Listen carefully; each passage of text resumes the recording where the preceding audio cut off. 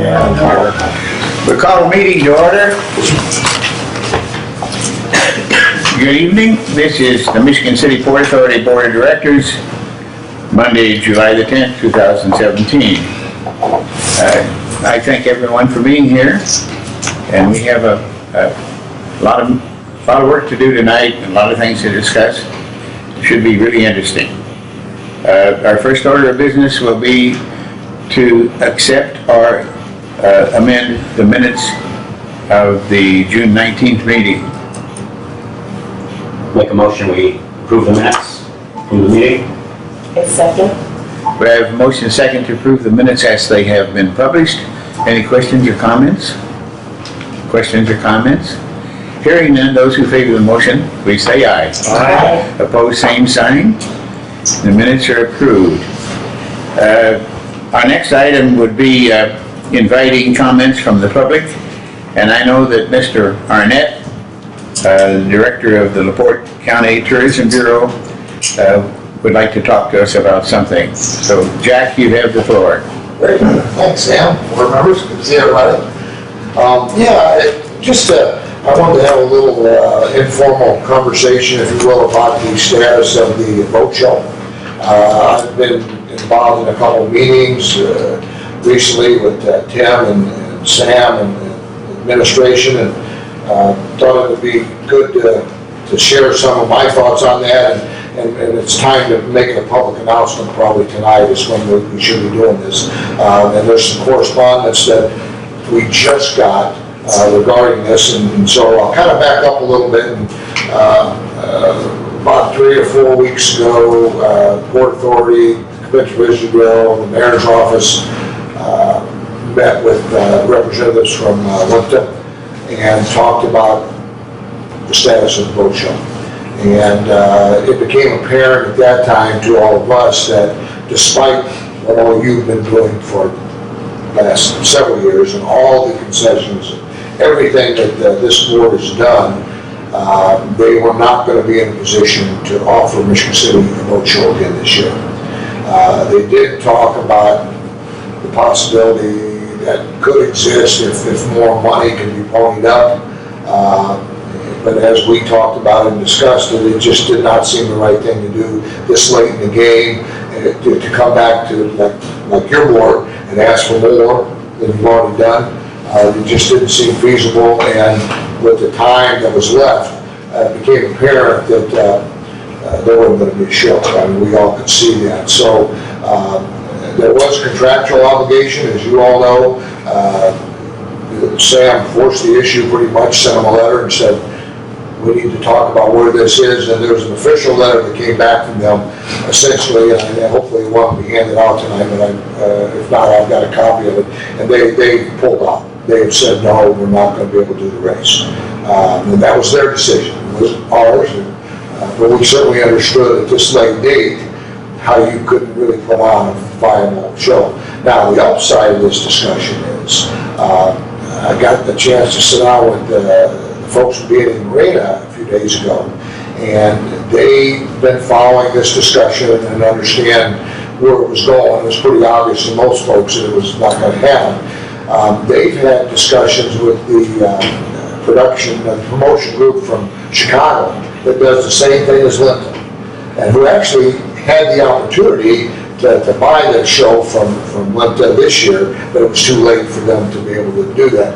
But they expressed, those promoters did, to LIPTA, or to B&E, excuse me, that they have a strong interest in working with us, the community, in bringing the boat show back to Michigan City next year. So that was interesting.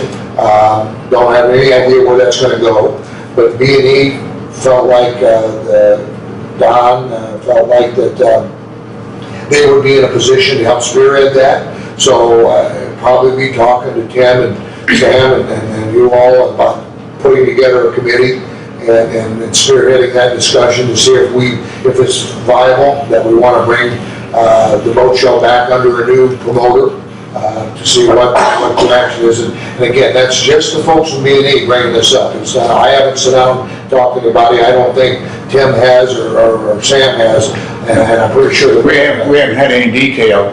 I talked with Barry a couple of weeks ago on this same subject, and I knew that he was working with a group from Chicago, and he asked me for our support, that he should go ahead.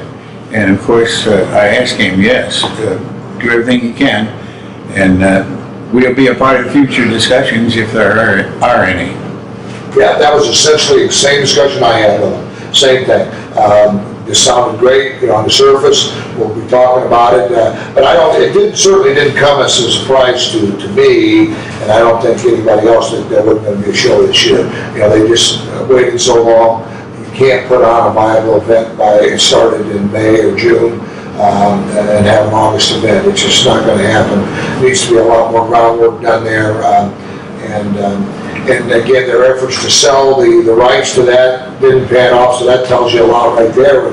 When other promoters were looking at the option and they turned it down, it kind of tells you that there probably wasn't a viable way to put that show on this year.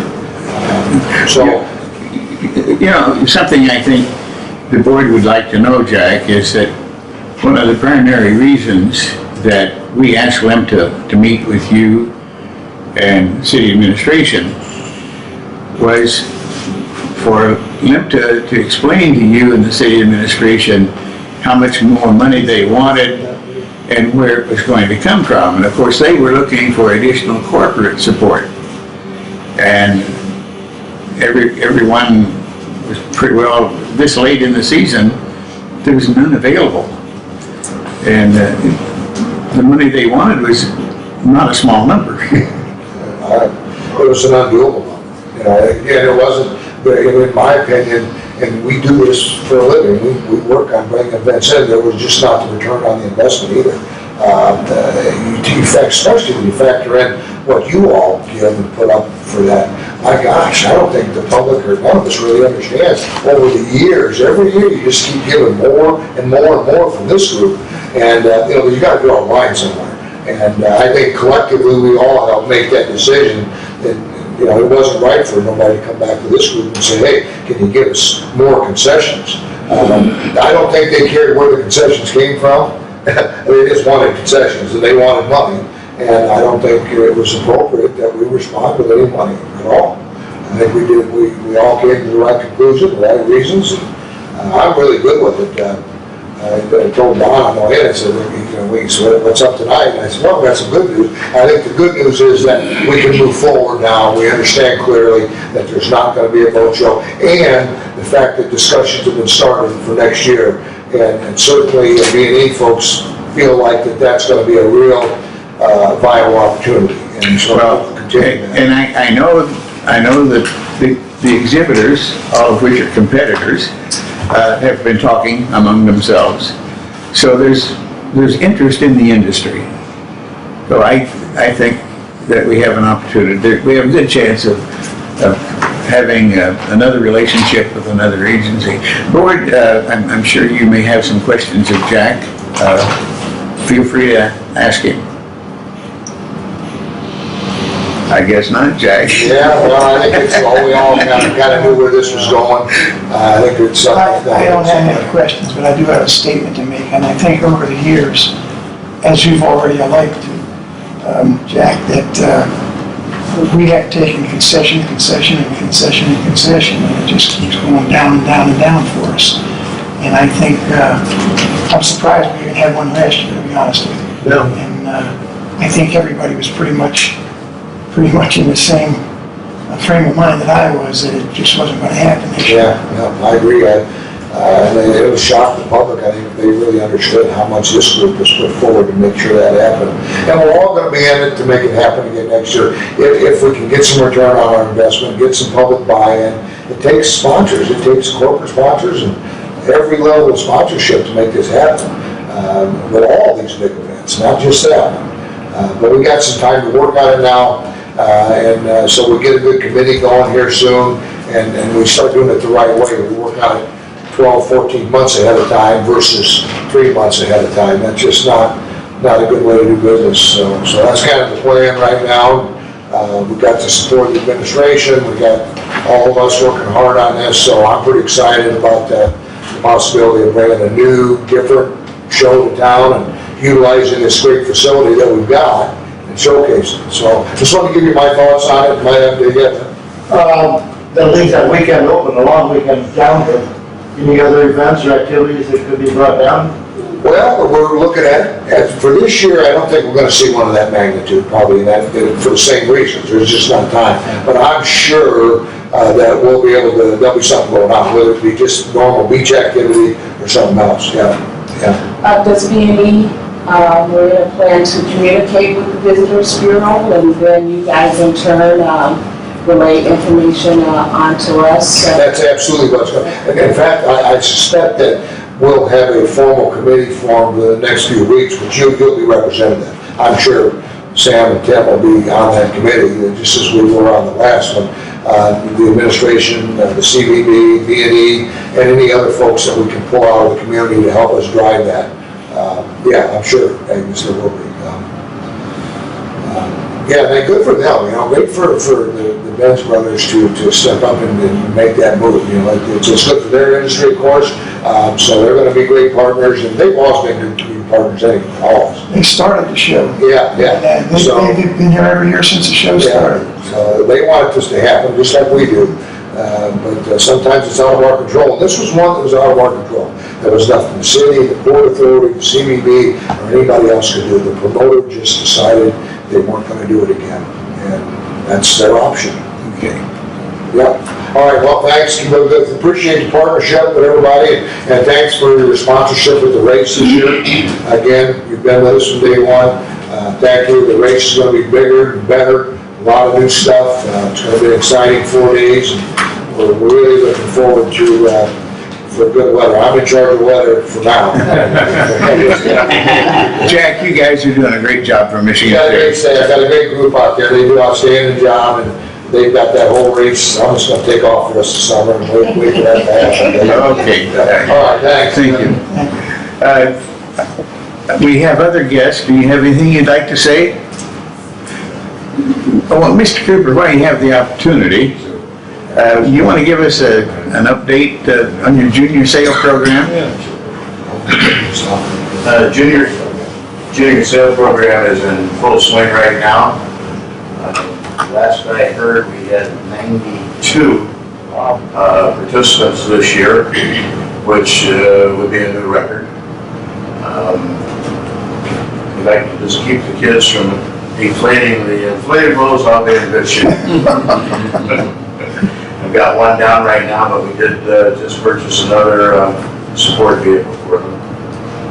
And I think that we had another boat donated last week. I'm not sure yet. I'll see that, I think, on Thursday of this week. But the program's going real well. It's children, older children teaching younger children. So. Okay. Any questions? No, I wanted the board to hear how you were doing. Thank you. And voting, voting is voting. Voting's voting. Hopefully, many of those young students you have will be boat owners setting in our marina in a few years. One of our former students just rented a slip, so. Thank you. And thank you, Warren, for your support, too. Thank you. Phil, you have anything from the park department? Not at this time. Okay. Then we'll move on. May we have the harbor master's report, Mr. Frame? This past Tuesday, the fireworks happened down here.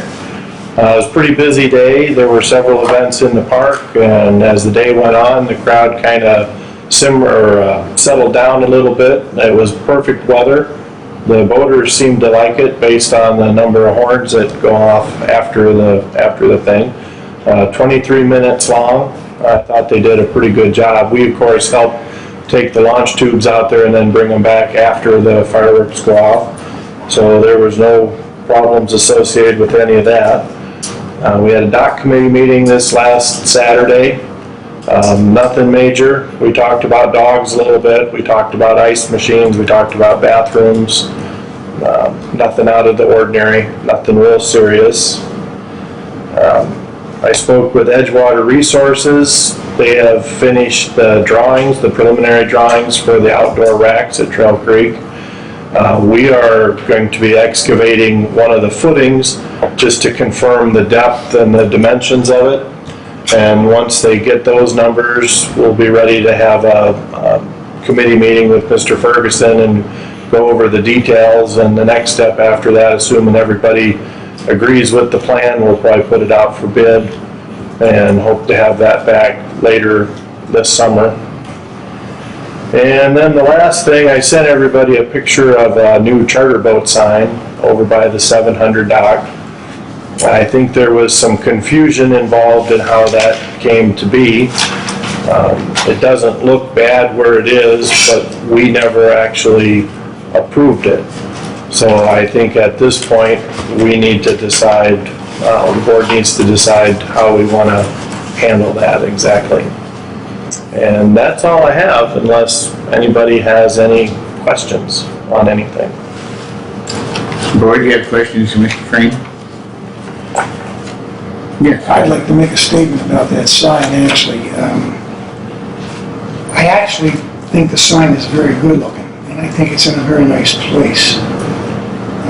However, I'm really disappointed that the association, either the person or persons who erected it, violated the rules and regulations of our marina.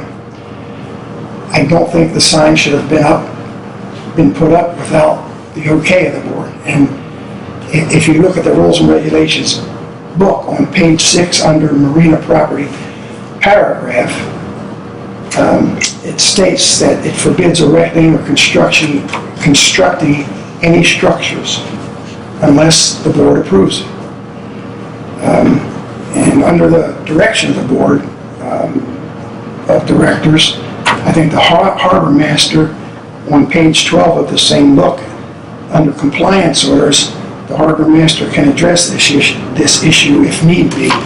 So if we want to address the issue, I personally think that the board should direct the harbor master to do so. So it's up to the board, whatever their feelings are.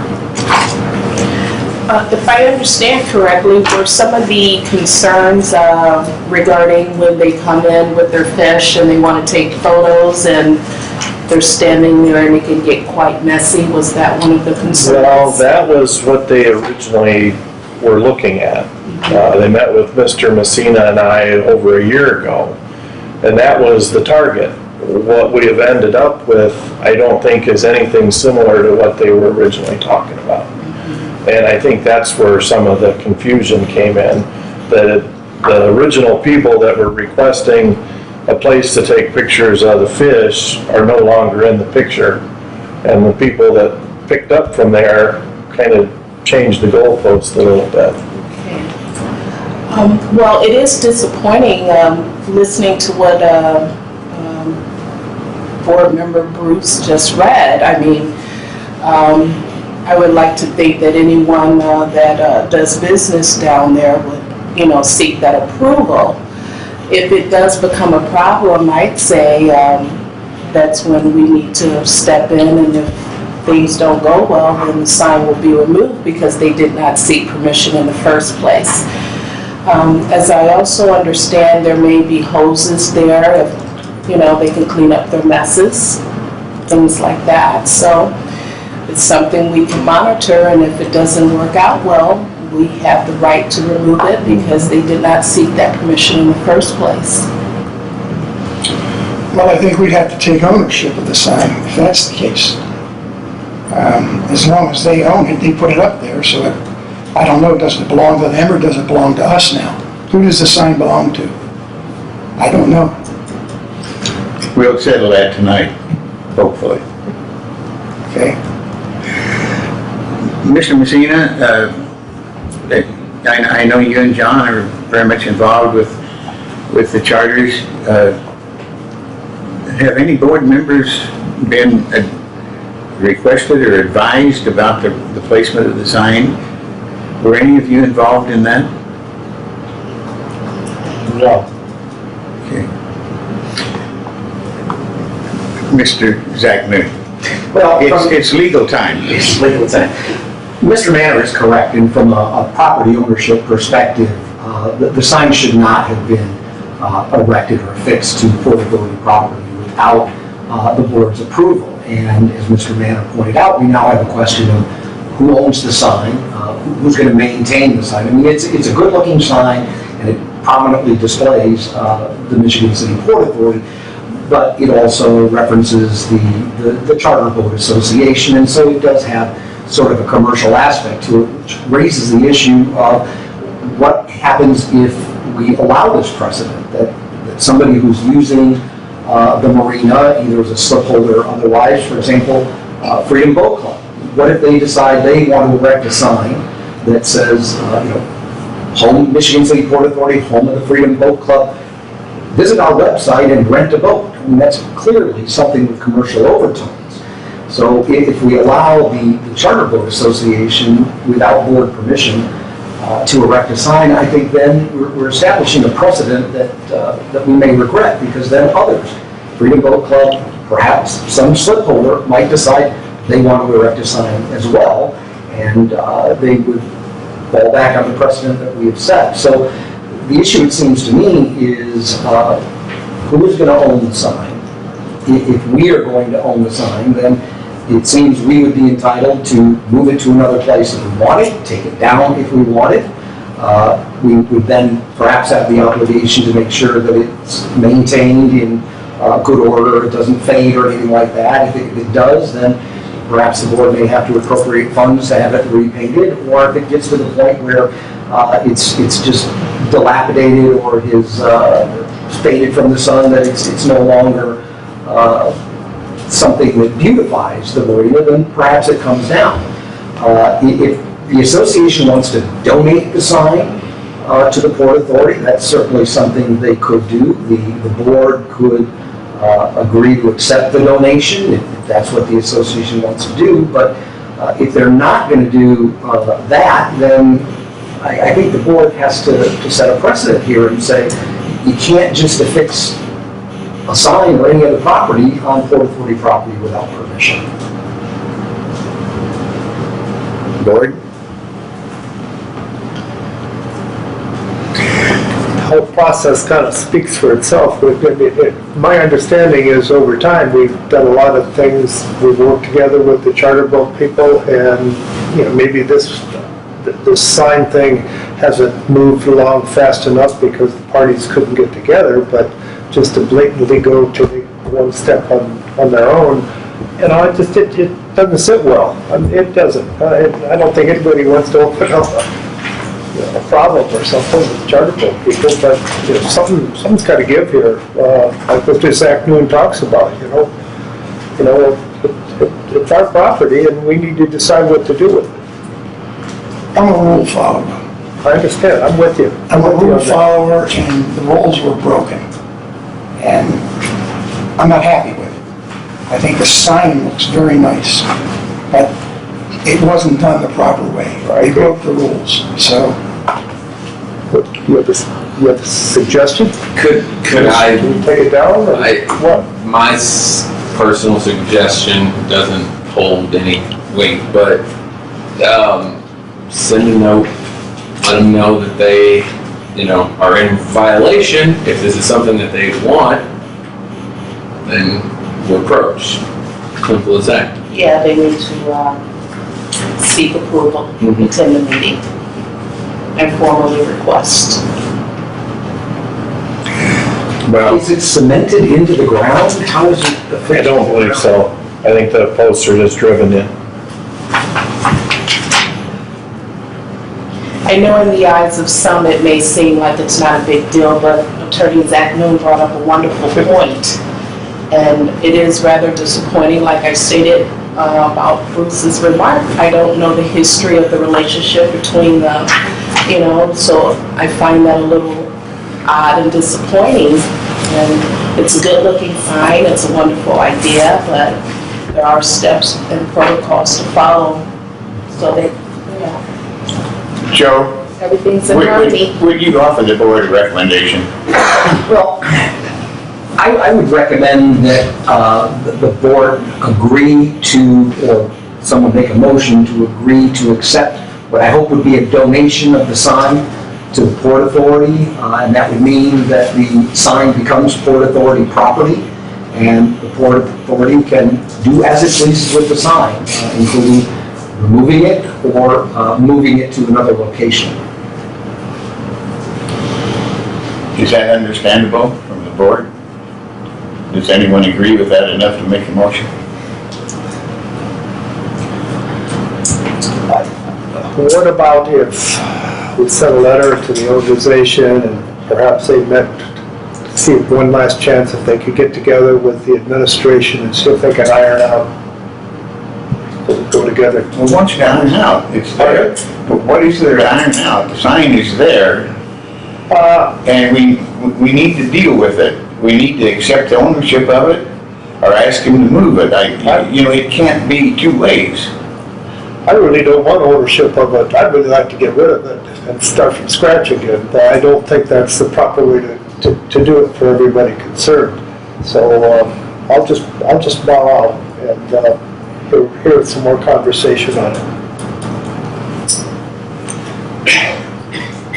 I did like the suggestion of Aaron to give them the opportunity to come before the board and,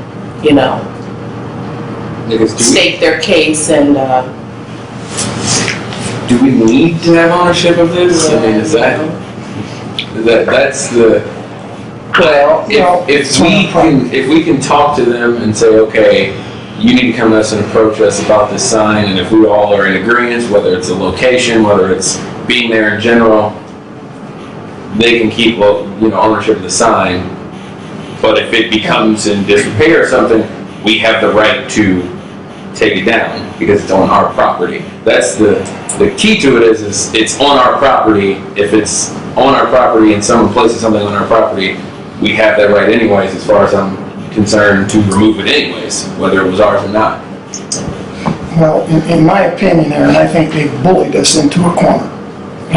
And I think I don't think that's... so. I think it's just a You don't big think so? misunderstanding, and I think No, it's not a misunderstanding. They know that they should not put up a sign unless they have approval from the Port Authority. but we're also dealing with new people, which is why I said I think we're jumping to conclusions before we know the actual information. So They were given the okay to get it signed.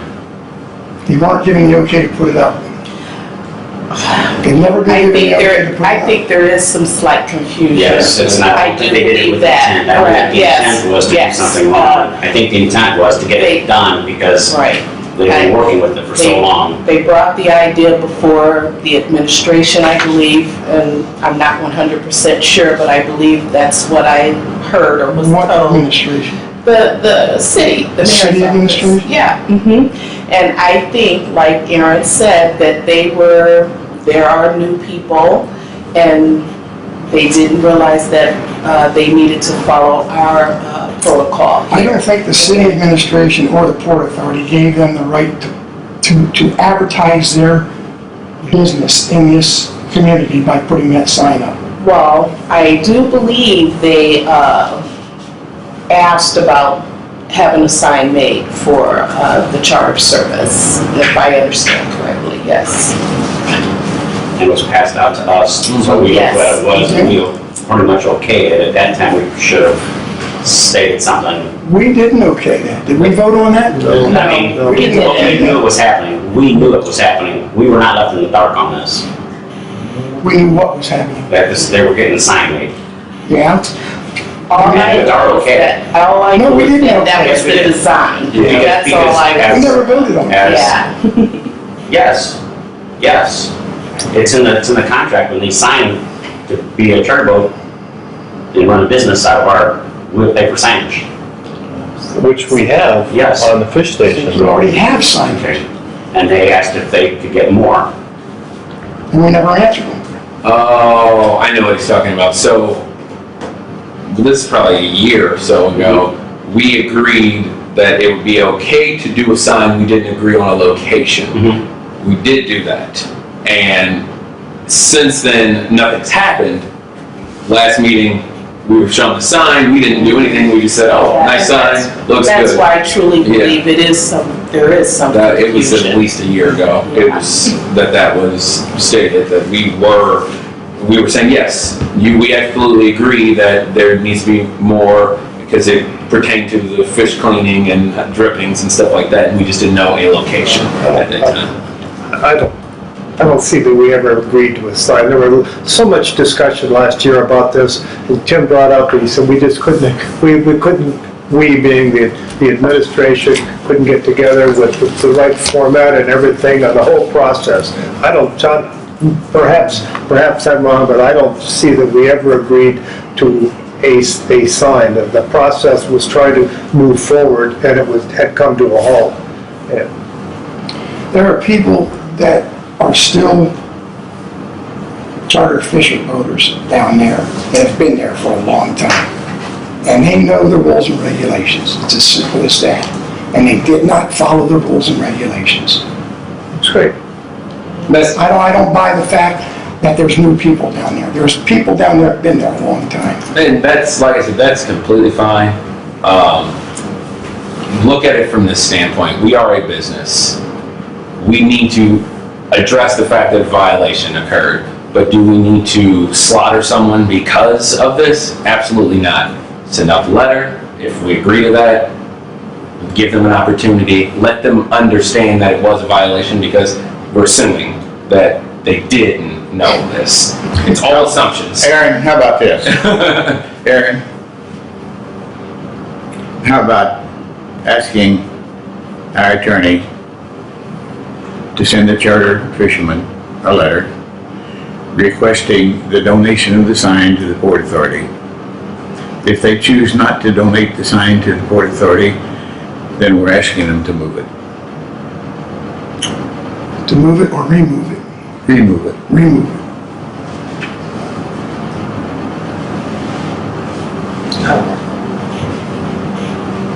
The only thing I don't like is the whole ownership of the sign. It's every time we have to own something, that means that now we become responsible for it, and maintenance and all the other things. Now, like I said, by saying, come to us, we'll agree whether or not you can keep the sign or not, it keeps us from paying for something.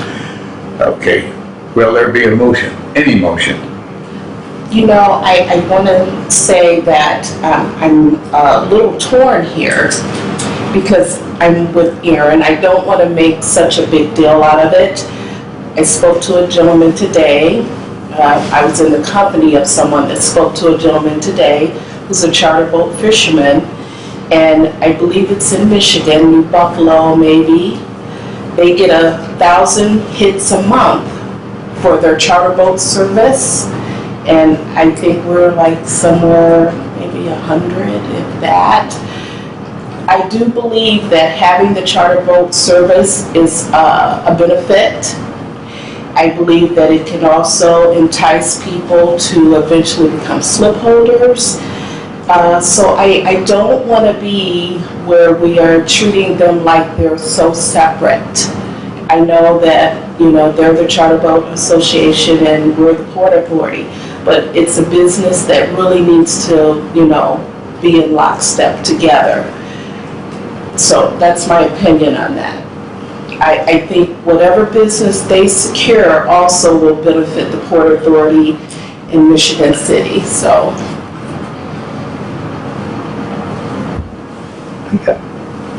Plus, Dan, you're a fisherman, you're out there all the time. You got any comment? There was a committee that was set up to design, layout, location, and design. It never developed, never followed through on it. I think between Mr. Frame and myself, we wanted it to. I'm disappointed that they went ahead and did what they did without our approval. I'm a member, paid member of that group, so whatever the vote comes out, I probably will abstain from voting. Lloyd, we put a lot of discussion into this. It's time to move on into the agenda and make a decision on this issue. May we have a motion from the board? I have a question Yes. for our attorney. What would happen if we were just to go and remove the sign? We would be perfectly within our rights to do so. Well, I'll make a motion that we remove the sign, contact the Charter Fishing Association, and have them meet with us and talk about if they want to put it back up and where they want to put it, and make a decision at that particular time. But I'm not in favor of leaving it there because they put it up illegally. That's my motion. We have a motion on the table. Do we have a second to the motion? The second call, do we have a second to the motion? Third and final call, do we have a second to the motion? Hearing none, motion dies.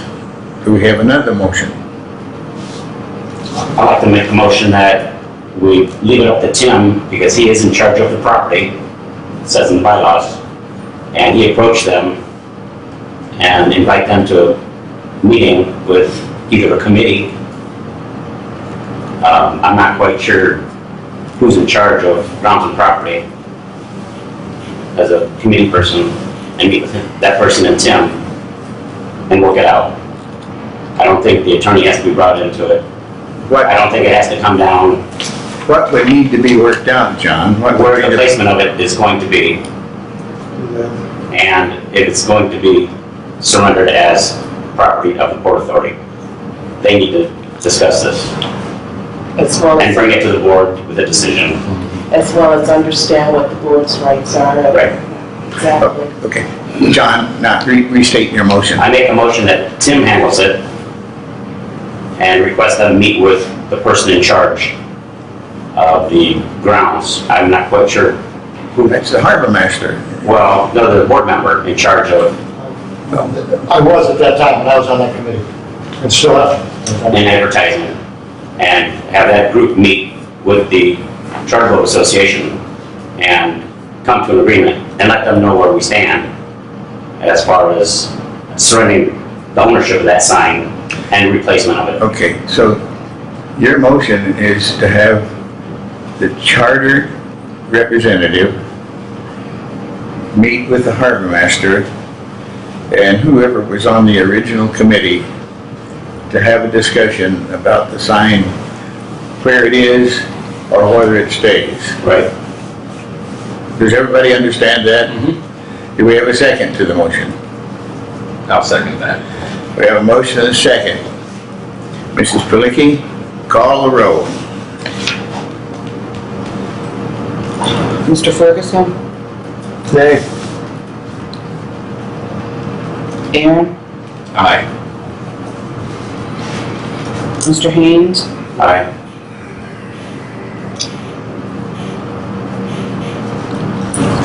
Mr. Messina?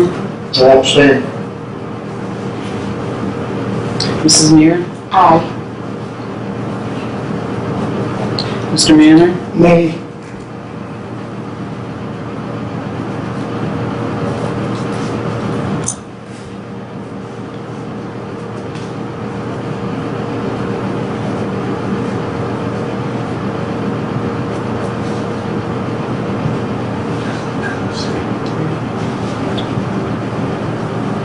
Would be 3 ayes and 2 nays. One abstention. One abstention.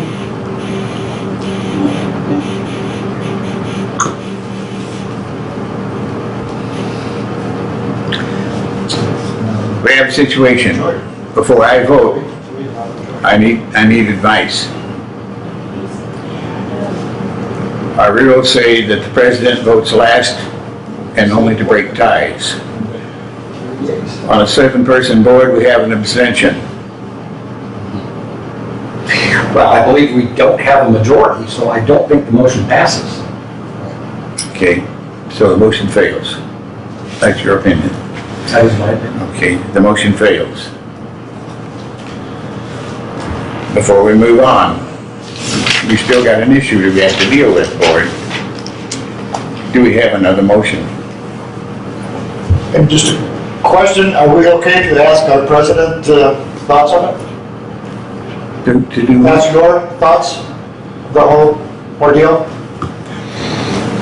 I think it's really important that we protect our property rights from everybody. We're a state-sanctioned agency with the right to buy, sell, rent property. we've sold a lot of property, we've purchased property, and it is our property. As a property owner, we have a responsibility to protect our property and to protect our property rights. Having a friend to come and establish some of their property on our property is not protecting our property rights. My issue is not the appearance of the sign or where the sign is or who put it there. My issue is the fact that someone put something on our property without our approval that is not our property. In order for it to stay there, we ought to gain ownership of it in order for it to be a part of our property. That's where I stand on it. Well, in order to gain ownership, doesn't that call for a meeting, you know? A what? A meeting. Why would we meet? I mean. So you're saying just take ownership because it's there? No. What I'm suggesting is that our attorney should simply notify these folks of our position and ask that they donate the sign to the Port Authority.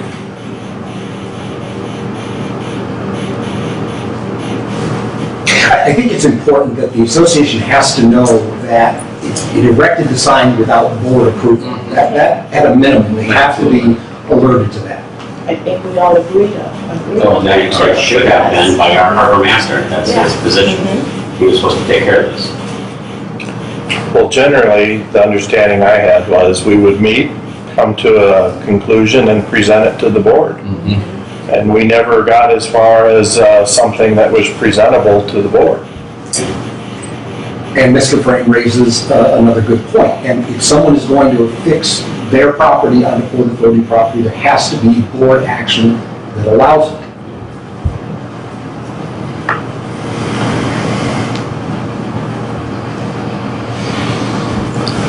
If I don't get a motion from the board, I'm going to ask the attorney to unilaterally contact the Charter Association and let them know at least what our opinions are. Once again, I'm just gonna state this and then I'll make a motion. I think we need to let our harbor master do his job before our attorney is placed in a position where he has to be. There's a different approach. If you have someone who's in charge of the facility, go and approach him. It's the same directive. It's harsher if you have an attorney go. We don't need to have an attorney there. The sign's already up. Well, That's yes, the problem. But that's not the problem. It The is problem the is we need to It come is to a the problem. decision on whether or not we are going to approach them and say, you need to come to us because this was wrong, or just slap some papers in front of them and say, our attorney is saying, do this. We can be friendly, or we can go about this a very harsh way. They weren't very friendly when they stuck that sign up there, were they? Like I said, we need to take our emotions out of this and act as a business, not as my emotions are making me act this way. That's the It has nothing to difference. do with emotion. It That's has how to we're do acting. with rules. And the rules state something, let our person The who's in rules charge, states you don't put anything up on our property. which is completely fine. That's what we're dealing with. Once again, let the person who's in charge of our property handle it. We had say other- let him take the first approach. Yes, Take the we're first jumping to Yeah. the stream before we even have an opportunity to, he could go and they say, so sorry, and it's down. Yes. You're not given that option. You want to make a motion, Aaron? I'll make a motion that we allow our harbor master to take the first steps in contacting the Charter Boat Association, discuss with them what was in violation and what needs to happen after that, leave that up to our harbor master. If we don't come to a decision after that point, then we can move forward and let our attorney do its job. Put a time frame on that. Time frame on that. Next meeting, by our next meeting.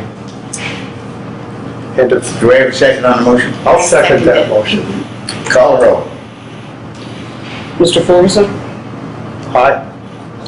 Aaron, Aye. Mr. Pacina, Abstain? Mrs. Veer, Aye. Forgot John. Mr. Haynes, Aye. Mr. Manor, Aye. So we have 5 ayes and 1 abstain. The motion carries. Mr. Frank, you have the task before you. Okay. Okay, board. Is there anything else for the harbor master before we move on? I have one question. Has there been any activity with the master plan committee? Not that I'm aware of. Okay.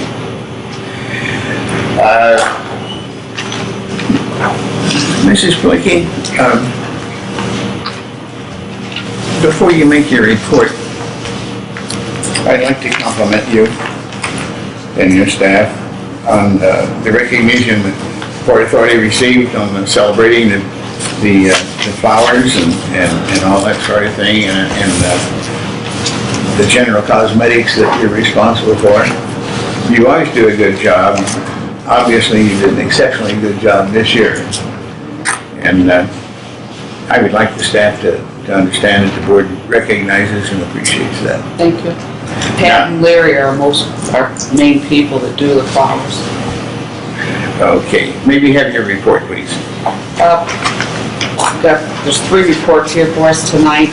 The first is our occupancy and revenue statistics, and it is up since the last meeting. The revenues are. And that's the green one.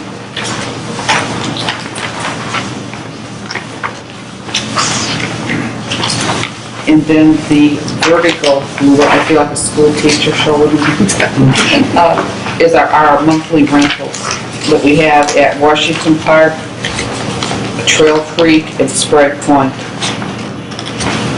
That's quite a few there at Trail Creek. I wasn't aware that we had, I've seen that it looks to be roughly like 60% full down there, roughly. We're getting in a lot of people going down there. But evidently some of them are monthlies. I saw that, and did see all the Sprague Point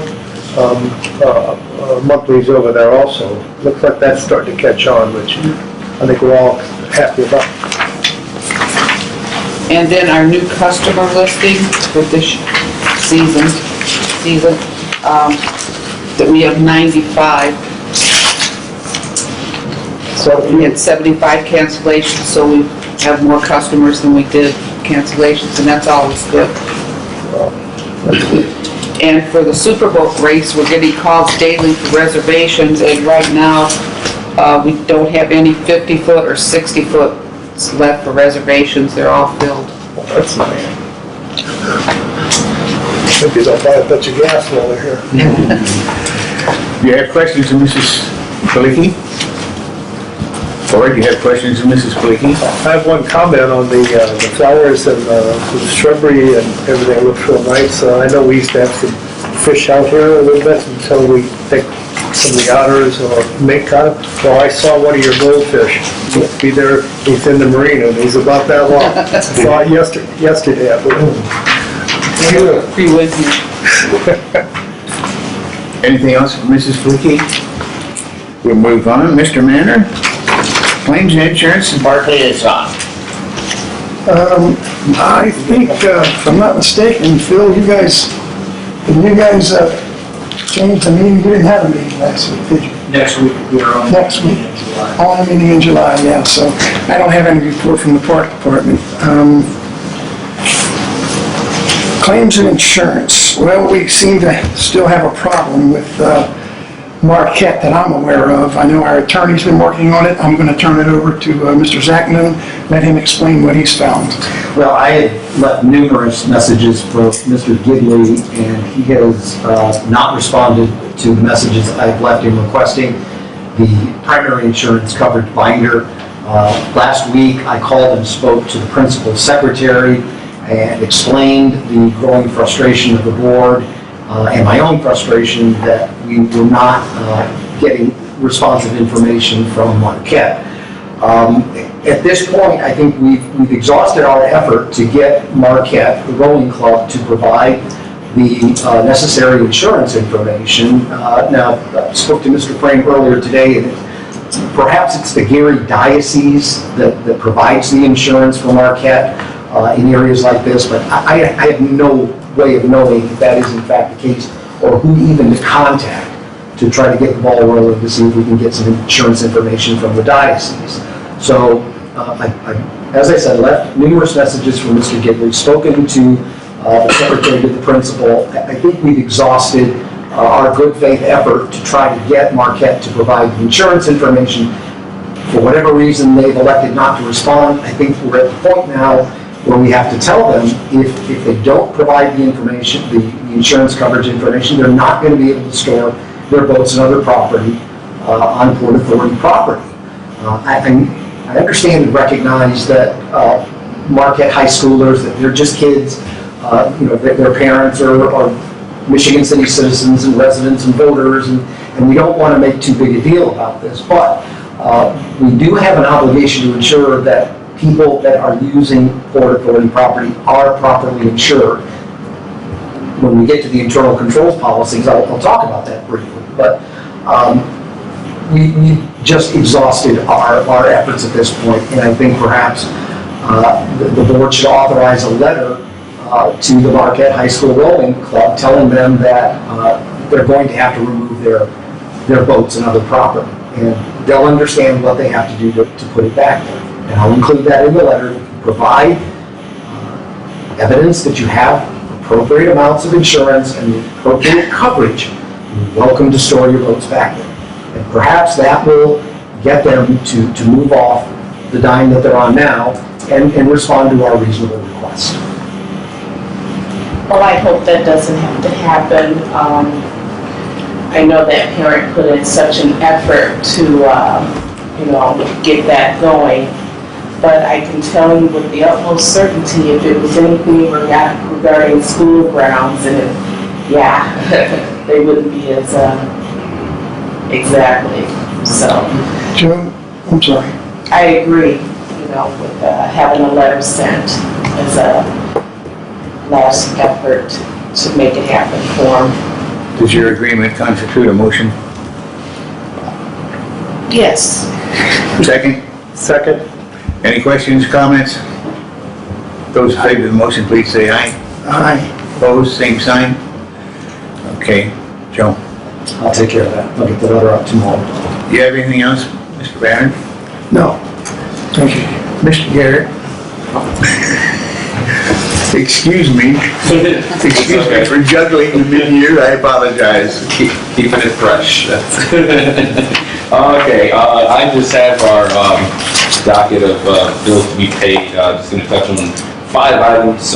You go from the top going down for $5,568.38. This is 2 months worth of trash removal for public services. One below that is card services, which is phone and cable, bills, plants, supplies, things that we use for purchasing things for day-to-day operations, and that's $8,501.25. Go 4 down from there for $12,318.12. That's our nickel bill. 4 down from there for $2,311.85 is cable and commercial supply, which is for different supplies, hoses, tools, liners, etc. And then the 4th from the bottom for $9,862.20 is a payroll entry. If you add those 5 items up, they come to about $38,562.50, which leaves about $10,512.82 of 34 items. Unless there's questions, I'll make a motion that we pay our bills as presented. Second. We have a motion and second to pay our bills as they have been advertised. Any questions or comments? Questions or comments? Hearing none, those in favor of the motion, please say aye. Aye. Opposed, same sign. We pay our bills. Do you have anything else, Mr. Garrett? That is all. Are there questions or comments from Mr. Garrett? Hearing none, Mr. Ferguson, Master Planning.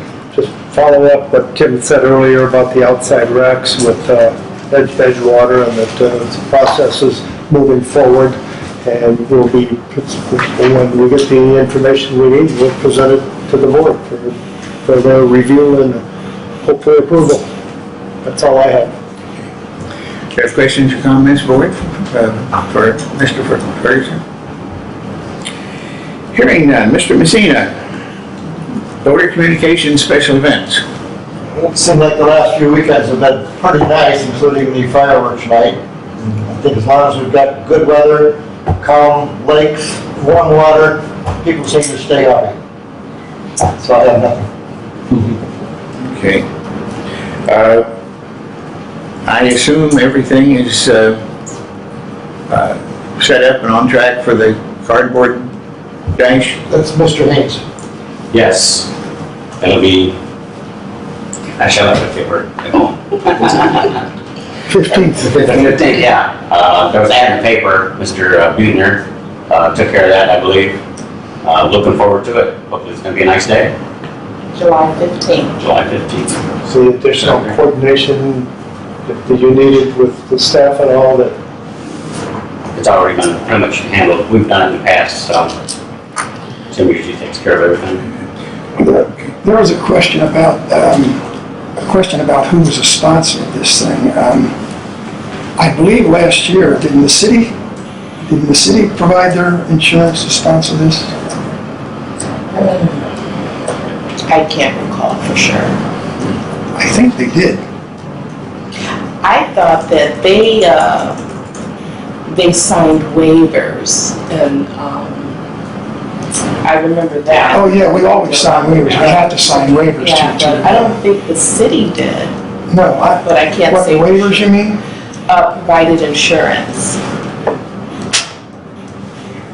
I thought, Well, Captain Ed. Well, in 2014, we had a certificate of liability insurance issued to us that states the city of Michigan City is the primary insurer of the event. I think that even though we don't have the Summer Festival Committee anymore, I believe that last year, the city continued that coverage for us last year for this boat show. I mean, for this boat race, if I'm not mistaken. I'd have to research back further to look at it. But I think that's the way it went, because Captain Ed was not going to put this on if he had to provide insurance, and we weren't going to allow it to be put on if we had to provide insurance. So I think, like I said, I'd have to research it, or maybe Tim could even research it, to find out if actually the city didn't provide the insurance. It just stuck in my mind that that's what happened last year. I could be wrong. Well, I recall that, I'm not sure if it was the spectators were covered under the Port Authority's. Yes, they are. Yes. They are. The spectators are covered, but the participants are never covered under the Port Authority insurance Right. because they sign waivers, so they have to. But anybody on our property, it's not just spectators, anybody on our property is covered by our insurance. But I guess the way, I don't know. Well, I can't say with certainty, so. I guess what I'm trying to get at is who is the actual sponsor of the cardboard boat race? And I would think that would be the person or the organization that is providing the insurance for it. I mean, that's my thought anyway. John, you know? It's just the Port Authority. No. No, we didn't sponsor it. It's not a Port Authority project, John. It's not a Port Authority We support project. it. We support it. We support it, but we don't sponsor it. But it's not ours. Mrs. Pluckett, did you have a comment? I believe that the Port Authority provided the insurance and the participants aren't covered because they're part of it last year. And it seems like the park department couldn't because it wasn't on their property, seems to be. Participants signed waivers. Right. I was under the impression that the ownership of the cardboard race last year was the Summer Festival Committee. Yeah, the city. There was no Yeah. summer festival committee last year. No, there wasn't, but that insurance that was brought forward from 2014, when that certificate was issued, and from my recall, and again, I could be wrong, they continued that last year for our cardboard boat dash. The city did, I think. That needs to be researched, because we are not the primary insurer. It's just, Joe? That's my recollection. I don't recall that the Port Authority was providing the insurance, at least last year. we weren't. and we did prepare, and I updated the waiver and release that participants should sign. But I don't have a recollection of the Port Authority providing insurance. It's just our normal insurance that anybody on our property if they were to get hurt, but not the participants in that particular function. Of course, no matter who sponsors it, we're all going to get named if there's a lawsuit. Yeah, and that's the unfortunate reality. The property owner is going to get named, but the property owner's first line of defense is the release. Is the release. Does that answer your question, Bruce? No. I don't know who sponsors this cardboard boat deck. And I think more research has to be done as to what happened last year and what's going to happen again this year. Mr. Zach Newman, what do you think? Well, I think it would be somewhat risky for us to allow the dash to go on if we don't know who's going to be providing insurance. It's scheduled for this Saturday.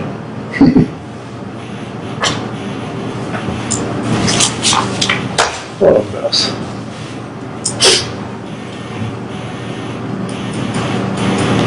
The silence is deadening. Well, I'm gonna look at my notes, but they're at home. In my car cabinet. I believe in the past, the Port Authorities either made a donation to the event. Oh, Yes, we have. yeah, we donate to it, yeah, but it's not a monetary donation, I don't think. It's a donation that we make, we provide trash cans, what all do we provide, Tim? We bought some advertising on the radio. Oh, we did? Okay. Yeah, that does. And we also paid Rick Federici too. Right, that's the advertising. Yes, The participants sign a waiver, and then any guests were, were covered under the Port Authority insurance, I mean. So, I don't recall that it was, Does that make it difficult? I'm just, because I'm like confused. So if last year was, spectators are always covered. The participants signed a waiver, so there's no one that needs to insure them. Is that right? Well, not necessarily, and that's because if the Port Authority is named in the lawsuit, they're going to incur legal costs that need to be reimbursed. You have to go in and you have to present your defense of the waiver. There may be litigation surrounding that. As I was preparing, I think this was last year, preparing the waiver, there were a number of cases where, for example, minors, there were cases that went both ways as to whether a parent or guardian could release on behalf of a minor. And what I did was I used the language that seemed to be the most likely to be accepted by a court. But that doesn't mean that you're going to be able to walk into a court and the judge is immediately going to throw it out. The Port Authority could incur several thousands of dollars in attorney's fees before it extricates itself from the lawsuit by a dismissal based on the waiver. So who's going to be responsible for those attorney's fees? Typically, your insurance policy includes a duty to defend, and so they pay your attorney's fees. Who approached us to do this?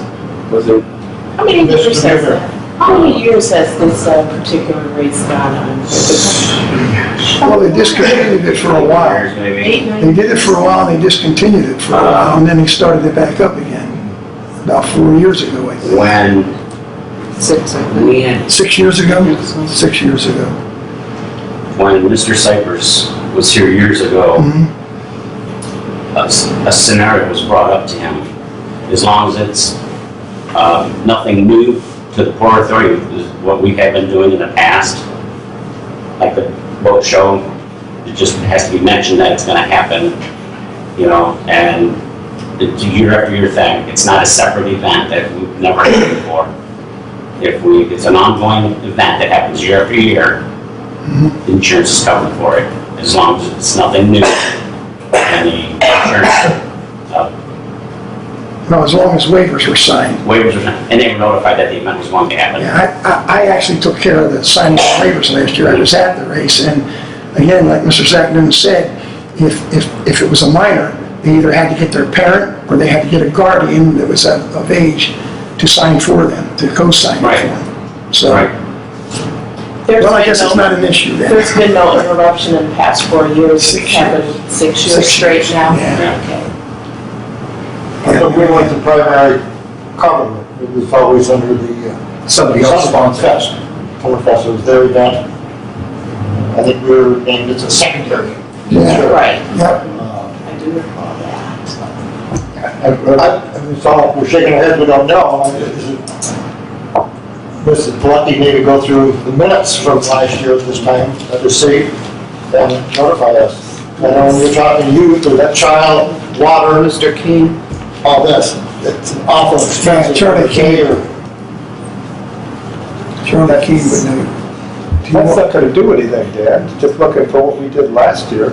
Well, Now, I hear what John's saying, I do, I understand what John's saying, it's a Yeah. repetitive thing, but I also hear from our attorney something else, that there's a liability issue still out there, we don't without a know. doubt, without a doubt. So, looking last year is not gonna help anything, to my knowledge. I think we got another hornet's nest here. Since there's no primary now. I understand. I'm with Right, you. yeah, I'm saying since there's not a primary. Okay, I'm just curious who it was last year, is why I asked you to go back to last year's record. I could look, but 95% sure, 99 that the Port Authority provided, just our regular insurance. We didn't provide another separate policy. Right. It just fell into our insurance. I asked Charlie Keene if we had to provide a separate policy for Right. this. He said absolutely not. And that was for the surrounding people. all right, we've had a lot of discussion, I think, heard everybody's opinion. Does the board want to take any particular action? The cardboard boat race is Saturday. Does the board want to take any particular action? I'd like to hear Mr. Zach Noon's suggestion, not to put him on the spot, but because we've heard so much and it might be a little confusing, if you would please. Well, again, it's, our first line of defense is going to be the release. But if there's an unfortunate accident, that is not necessarily going to keep us out of a lawsuit. And if there is an unfortunate accident, you can rest assured the Port Authority will be named as a defendant. And the Port Authority, as I understand it, is their insurance is not going to cover the participants. So there are potential attorney's fees and liability issues out there that it appears we may be uninsured for. Is it possible to, I don't know if waivers have been signed yet, but is it possible, do we have enough time to maybe alter the waiver that those participants will be signing so we can safeguard against what you're speaking? Well, I think the waiver is, I think, as broad as it can be. And it's a complete waiver and release. What I'm getting at is that if there is an unfortunate accident and somebody is injured, the attorney for that plaintiff is going to name the Port Authority. And the Port Authority is going to have to spend some money to enforce the release and get dismissed from the case. So whether or not we have the release. But the fact that we have the release is certainly helpful because that does give us a defense to take into the court. But it may be several $1,000s before you get that dismissal based on the waiver and release. There could be protracted litigation over whether, for example, this release will be effective against a minor. I think it should be based on the case law that I read and reviewed in preparing this.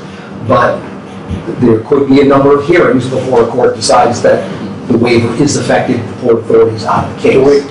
Do you have a suggested remedy for that? Somebody has to provide insurance. Okay. Well, who would we need to speak with? I mean, obviously someone approached you, Johnny. Who would we need to speak with to find out if they are providing any insurance or willing to? Possibly the mayor's office. Okay. It's about as high as it goes. It's a city event. It's happened in the city for a long time. Okay. Did we, as you speak, it sounds like, did we not do something where the event was put in under the park department? No, Something? never. No? Okay. no. Maybe that was something else then. Okay, board, we've got to conduct our business here. This has been a good discussion. It's been an informative discussion. The event is Saturday. It's been advertised. The community is looking forward to it. Is there any action the board wants to take other than no action? Second call. Is there any action the board wants to take other than no action? Well, I would just recommend that we inquire with the mayor's office to determine if this event will fall under the city's insurance. John, could you do that? Yes. John, there's one other thing I'd like you to do also. Make sure that Ed provides the releases down there. I will be down there working the event and getting the signatures on the releases. So he needs to provide those releases. He has some of them. I have updated releases. Yes. This is for July 15th of 2017. Okay. And I've updated. I only brought 10. Yeah, absolutely. Okay, thank you. Okay, Mrs. Mayor, make your motion again. Okay, I make a motion that Mr. Haynes contacts the mayor's office to find out if the cardboard boat race that will be held this Saturday, July 15th, whether or not that event can be covered under city insurance. We have a motion. Do we have a second? I'll second it. We have a motion and a second that Mr. Haynes is going to make an inquiry to City Hall. Any questions or comments? Just a comment to question to Mr. Sackville. Does that motion in itself show good faith on the part of the board to resolve this situation? I believe it does. Considering the time element? I certainly think it does. Okay, as long as we put all of this in writing from what Mr. Haynes would find out and put it in writing and submit it appropriately? Yes. Okay, thank you. Thank you. And if the mayor's office says, no, you're not covered in it, we're back to right where we are now, I think. And I don't think we want an event on our property. No, I don't either. Primary insurer. I don't either. Well, you guys mentioned that it's a city event, so I think it's quite possible then it can be covered under the city's insurance, that can be, arranged. It's a city event. Board, it's been a good discussion. I'm going to call for the motion. Mrs. Pelicki, call the roll. Mr. Ferguson? Yes, aye. Mr. Garrett? Aye. Mr. Haynes? Aye. Mr. Messina? Aye. Mrs. Beer? Aye. Mr. Manor? Aye. The motion carries.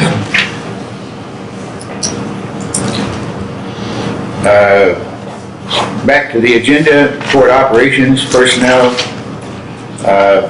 I have nothing to report or to discuss that we haven't already discussed in detail. Mrs. Mayor, advertising and public relations.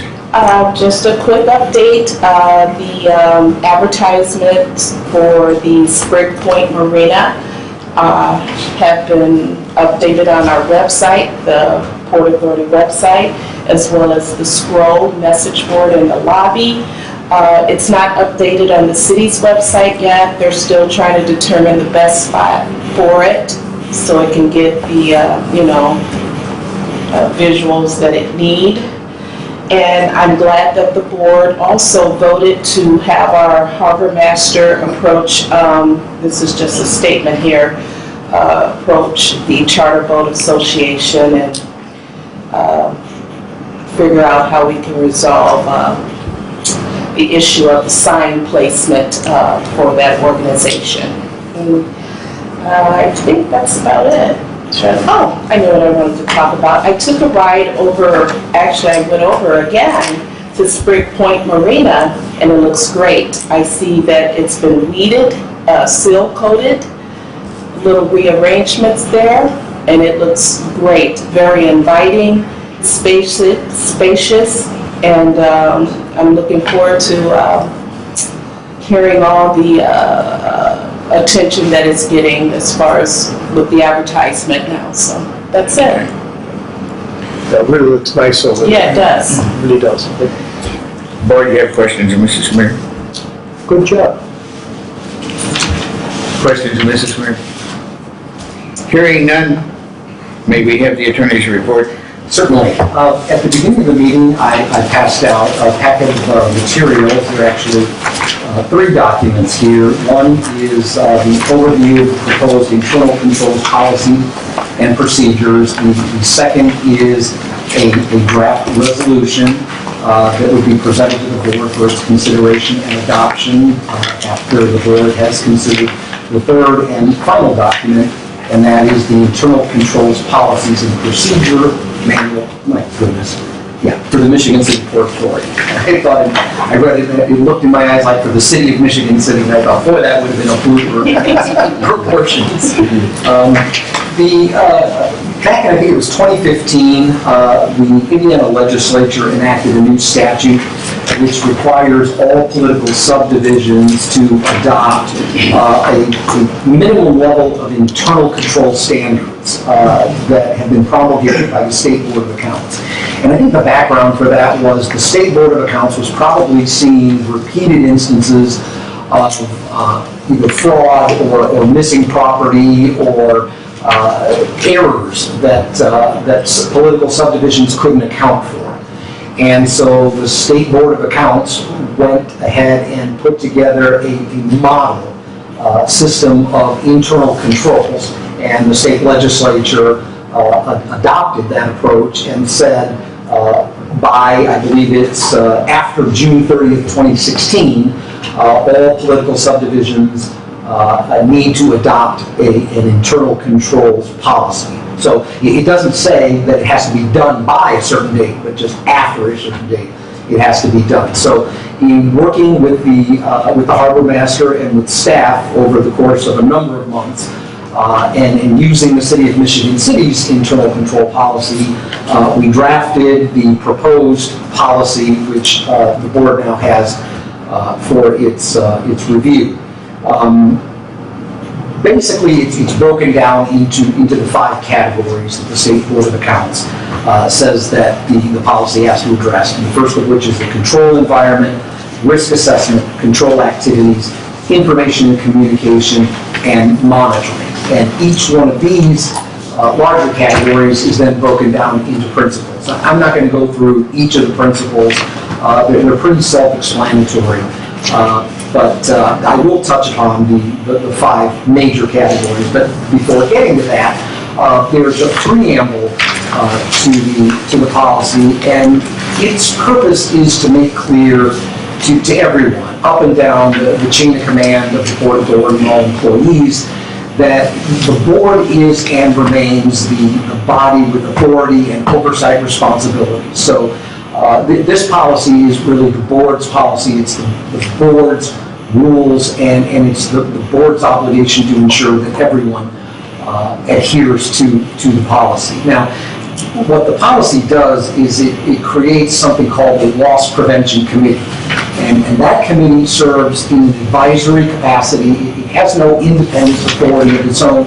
It acts at the board's direction when the board tells it to act and what the board tells it to do. But it's there to advise the board when instances come up which might perhaps require revisiting the policy, some amendments to the policy, maybe redrafting the personnel manual or job descriptions, things of that sort. So the Loss Prevention Committee, which as proposed would be a 3-member committee appointed by the president and confirmed by the board. So that's what the preamble is. The control environment aspects of this are established by, one, the board enacting the policy. So we adhere to the requirements of the statute and the State Board of Accounts by establishing a formal written policy, by the board directing that any material violation of the policy be investigated, retraining if necessary, and if disciplinary action is necessary, then that's what will occur. The control environment is established by establishing the loss prevention committee and giving it an advisory role. By the board reviewing the personnel policy manual, and by making sure that there are adequate procedures in place to ensure that if there is fraud or other improper use of Port Authority property, there's a method to bring that up the chain of command so that the board ultimately can address it. Then there are principles below that larger category, which again I'm not going to get into. They're pretty straightforward. Then the second major category is risk assessment. And what we do in risk assessment is Principle 6, for example, restates that the board has defined its expectations and the obligations of Port Authority personnel by promulgating written policies. So that it's not, well, he told me this is the way we're supposed to do it, or she told me that's the policy.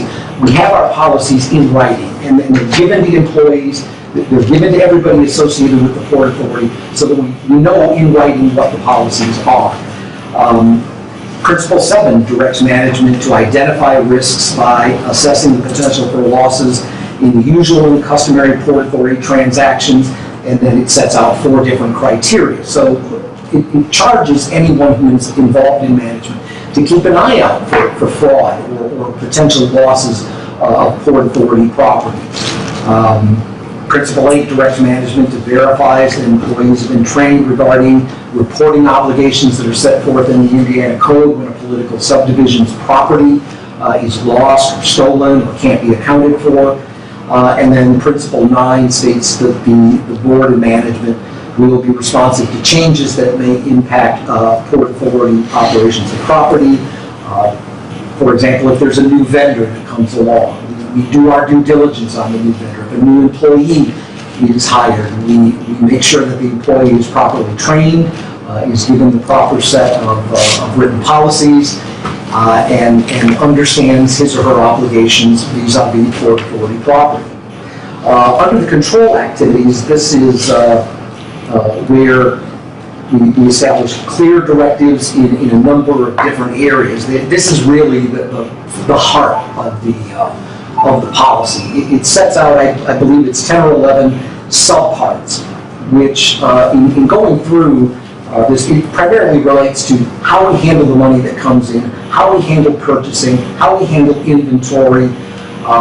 For example, you don't want the same person who is collecting the money to be the person who writes the deposit slip, takes the money to the bank, and then reflects that deposit in the books and records of the Port Authority. Well, thankfully, we have largely the City of Michigan City to assist us when it comes to purchasing, payroll, accounting, and things of that nature. So what the proposed policy does is it sets standards that are at least as high as those of the City of Michigan City. It authorizes the Port Authority personnel to continue to use the accounting and purchasing oversight that the City of Michigan City provides to the Port Authority. And by ensuring that our standards are at least as high as the City of Michigan City, I'm confident that we're going to be able to identify any areas where a problem might develop. Now, taking a step back, the City of Michigan City's policy is very lengthy and it's very detailed because they have like hundreds of employees. We're a much smaller group. So what I try to do is tailor the manual to our particular circumstances.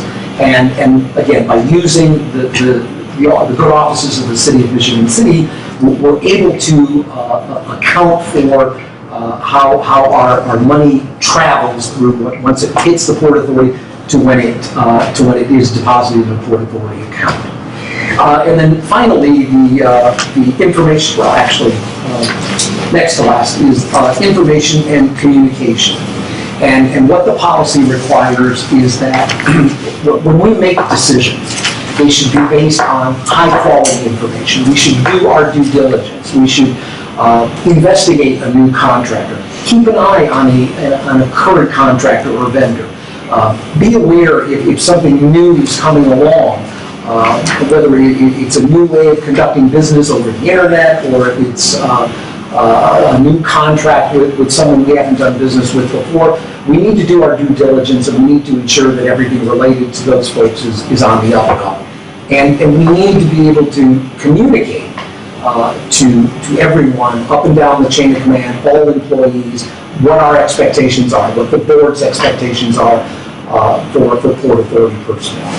And then finally, we have to have monitoring. And monitoring, as set forth in the policy, is first and foremost the board's responsibility.